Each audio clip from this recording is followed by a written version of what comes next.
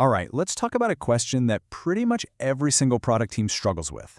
How do you actually know if the work you're doing is making a difference? It all boils down to picking the right metrics. And today, we're going to make that whole process a lot less confusing. This quote from Curtis Stanier just hits the nail on the head, doesn't it? The problem isn't that we don't have enough data. Heck, we're drowning in it. The real challenge is figuring out which of those numbers actually tell us if we're moving in the right direction.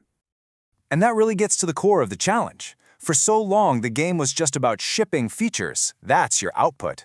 But the way we think about products has totally shifted. Now, it's all about outcomes. It's not about what you built, it's about what you changed for your users and for your business. And that, my friends, requires a completely different way of measuring success. So, to really wrap our heads around this, I want to introduce a really powerful mental model. It's called the stone in the lake, and it's a simple analogy that can totally change how you see the impact of your work. Okay, so picture this. Your product is a perfectly still, calm lake. Now, you take a stone and you throw it in.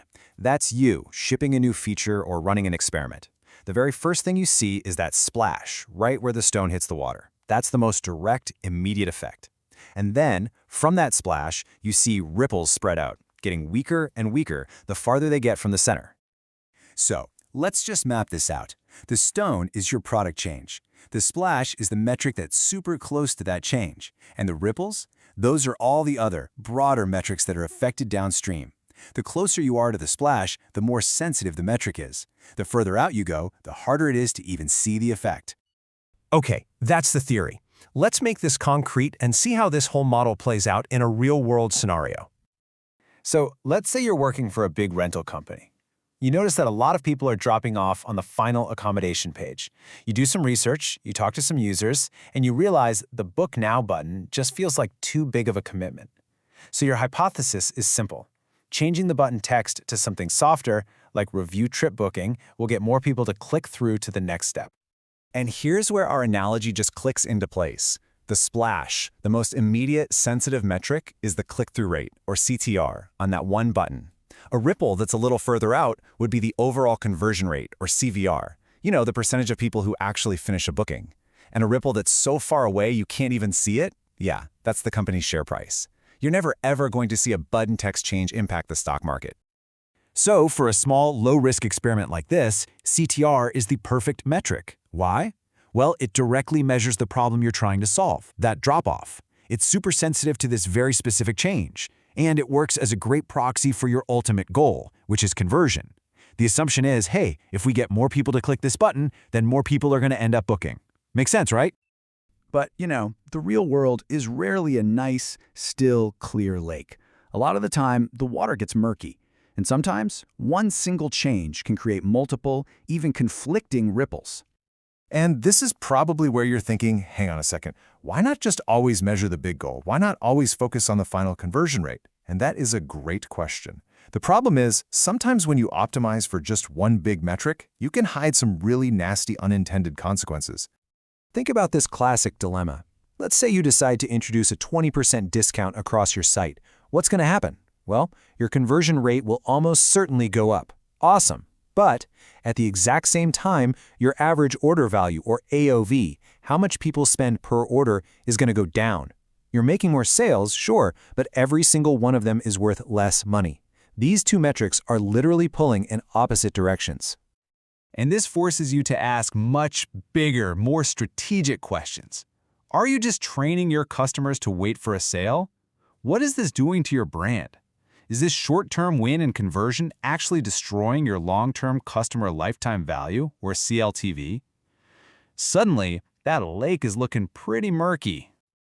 So all of this complexity actually leads us to what is kind of the holy grail for any mature product team, moving beyond these simple metrics to find the ones that truly predict future success. And we often call these aha metrics. To find them, you got to understand the difference between lagging and leading indicators. Lagging indicators, like revenue or lifetime value, tell you what's already happened. They're like looking in the rearview mirror. Leading indicators, on the other hand, are different. They're specific user behaviors that predict what will happen. They're like your GPS. And teams usually find them by digging into the data to see what their most successful users do differently. And here's maybe the most famous example of all time. Facebook's growth team discovered that if a new user added 7 friends within their first 10 days on the platform, they were overwhelmingly likely to stick around and become a long-term user. That one metric became their North Star, an incredibly powerful leading indicator. Netflix had a similar kind of breakthrough. They found that the percentage of users who rated at least 50 movies in their first month was a massive predictor of whether they'd stay subscribed long-term. So by focusing on getting people to rate movies, they could directly impact their most important lagging metric, retention. And that's why these aha metrics are so powerful. They shorten your feedback loop from months down to days or weeks. Instead of waiting around to see if your retention numbers eventually go up, you can see right away if you're driving the key behaviors that you know lead to that success. It lets you build better products way faster. Okay, let's bring it all home and wrap up with the key things you should take away from all this. First, always use that stone in a lake model to help you visualize the impact of your work. Second, if you want fast feedback, measure the splash. Get as close to your change as possible. Third, always be on the lookout for that murky water, those trade-offs and conflicting metrics. And finally, the ultimate goal is to work toward finding those leading indicators, those aha moments that truly predict your long-term success. So, I'll leave you with this question to take back to your own work. What's your ripple? When you throw that next stone into the lake, which effect, the immediate splash or a more distant ripple, is the right one to measure what you truly want to achieve? Thinking about that can make all the difference.